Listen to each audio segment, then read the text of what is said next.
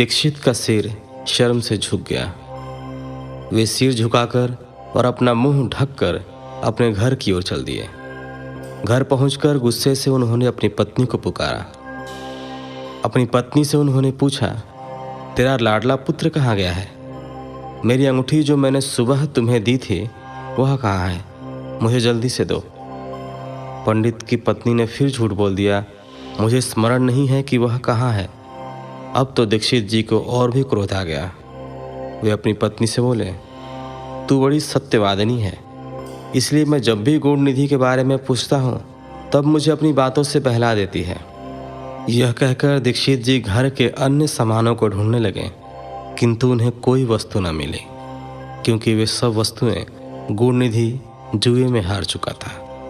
क्रोध में आकर पंडित ने अपनी पत्नी और पुत्र को घर से निकाल दिया और दूसरा विवाह कर लिया। अध्याय संख्या 18। गुण निधि को मोक्ष की प्राप्ति। ब्रह्मा जी बोले, हे नारद, जब यह समाचार गुण निधि को मिला तो उसे अपने भविष्य की चिंता हुई। वह कई दिनों तक भूखा प्यासा भटकता रहा। एक दिन भूख प्यास से व्याकुल वह एक शिव मंदिर के पास बैठ गया।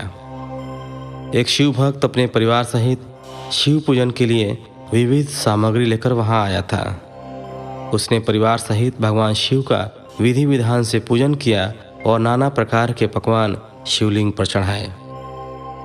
पूजन के बाद वे लोग वहां से चले गए तो गुण निधि ने भूख से मजबूर होकर उस भोग को चोरी करने का विचार किया और मंदिर में चला गया। उस समय अंधेरा हो चुका था, इसलिए उसने अपने वस्त्र को जलाकर उजाला किया। यह मानो उसने भगवान शिव के सम्मुख दीप जलाकर दीपदान किया था। जैसे ही वह सब भोग उठाकर भागने लगा, उसके पैरों की धमक से लोगों को पता चल गया कि उसने मंदिर में चोरी की है। सभी उसे पकड़ने के लिए दौड़े और उसका पीछा करने लगे। नगर के लोगों ने उसे खूब मारा। उनकी मार को उसका भूखा शरीर सहन नहीं कर सका। उसके प्राण पखेरु उड़ गए। उसके कुकर्मों के कारण यमदूत उसको बांध कर ले जा रहे थे।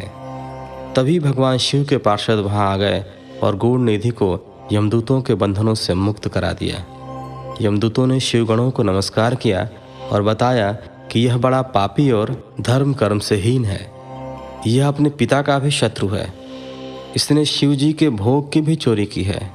इसने बहुत पाप किए हैं, इसलिए यह यमलोक का अधिकारी है।